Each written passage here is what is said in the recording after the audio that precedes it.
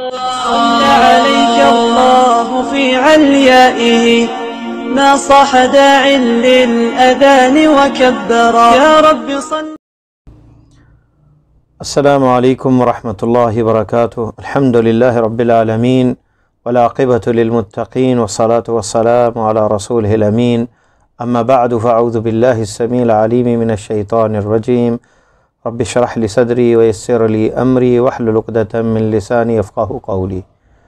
معزز سامعین، اللہ تعالیٰ کا فرمان ہے وعلی اللہ فتوکلوا ان کنتم مؤمنین، اور اللہ پر ہی بھروسہ کرو اگر تم مومن ہو. اور ایک اور مقام پہ فرمایا وَمَن يَتَوَكَّلْ عَلَى اللَّهِ فَهُوَ حَسْبُهُ، جو اللہ پر بھروسہ کرتا ہے وہ اس کے لیے کافی ہوتا ہے.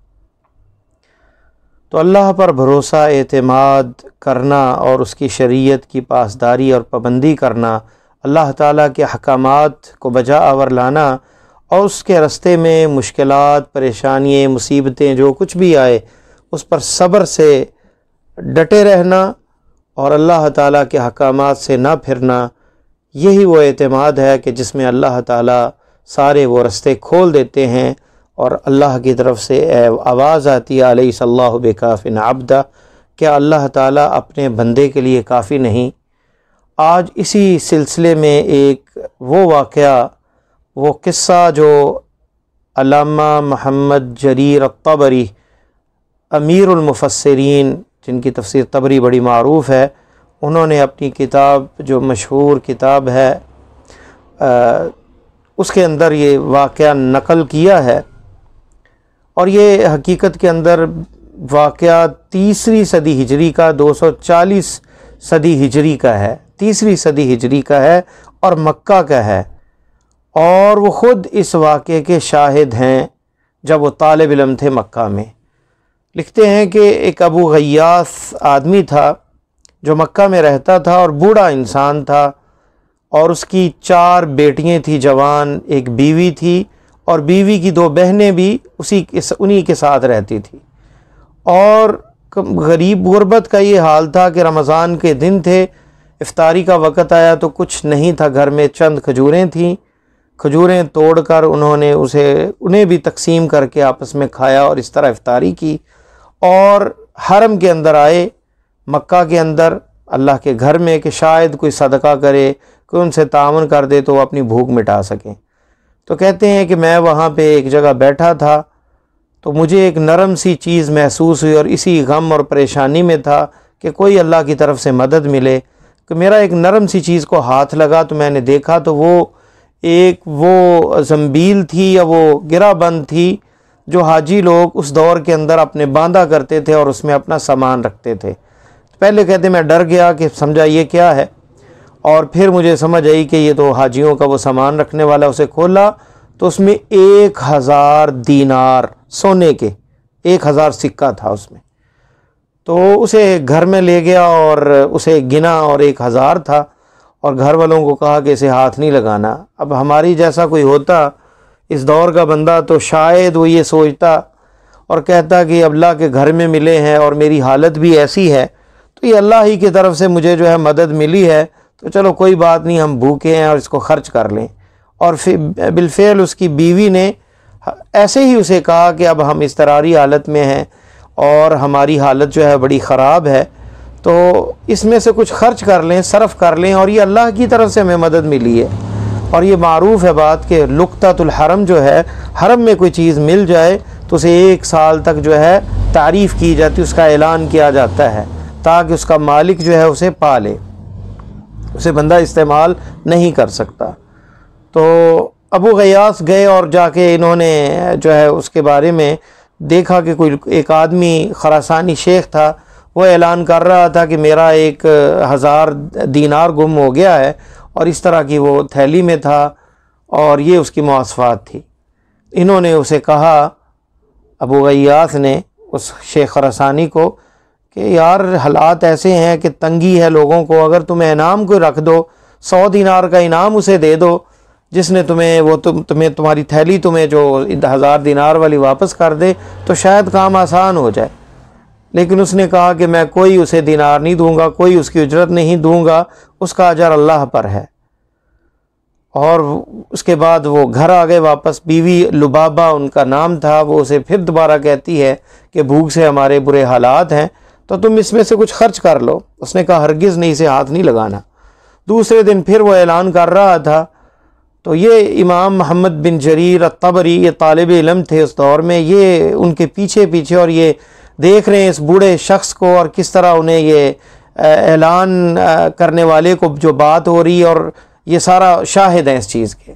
دوسرے دن اسے کہتے ہیں کہ چلو 100 دینار زیادہ 50 اسے انعام دے دو اور تمہیں وہ تھیلی جو جس کو ملے گی وہ تمہیں دے دے گا.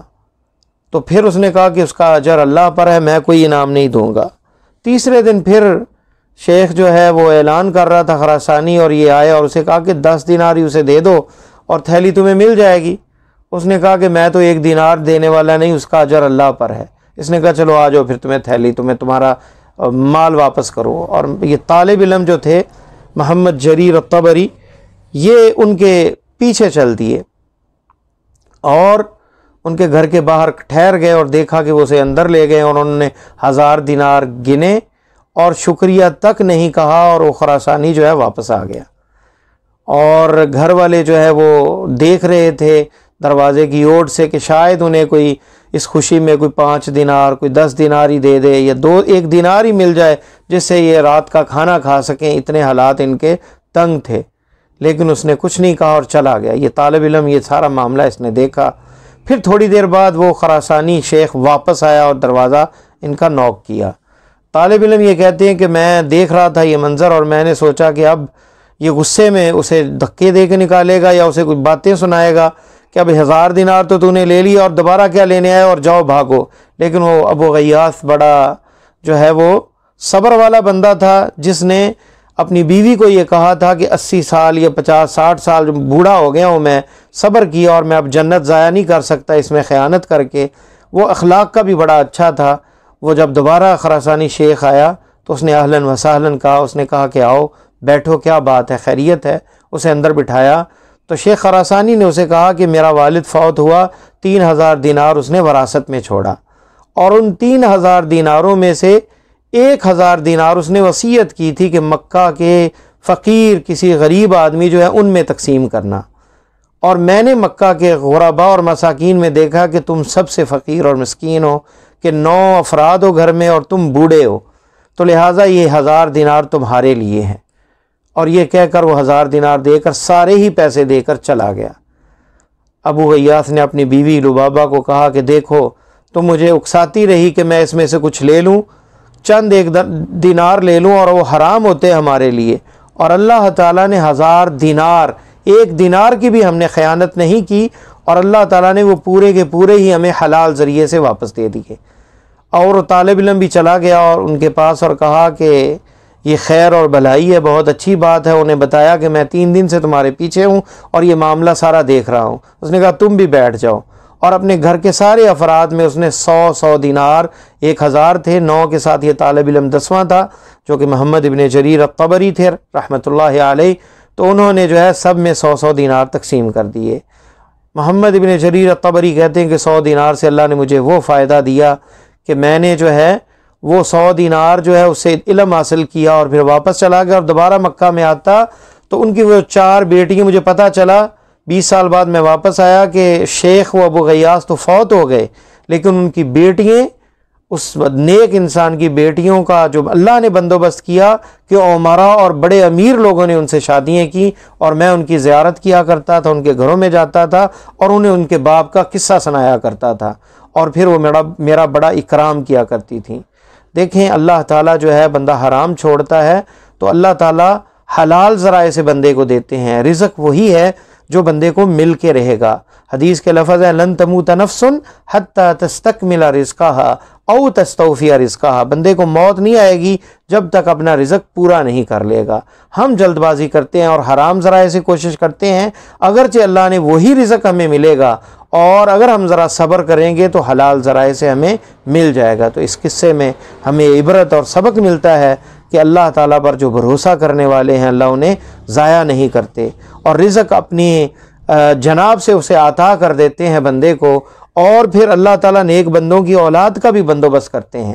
بندہ ادھر ادھر ہاتھ مارتا ہے کہ میری اولاد کا میرے بعد کیا بنے گا، اگر بندہ اللہ کے سپرد کرے، جیسے ابو غیاث نے کہا کہ میں اپنی بیٹیوں کو اللہ کے سپرد کرتا ہوں اور ان 1000 دینار کے اندر میں کوئی خیانت نہیں کروں گا، ان کا معاملہ اللہ کے سپرد ہے، اللہ ہی ان کی بہتری کرے گا۔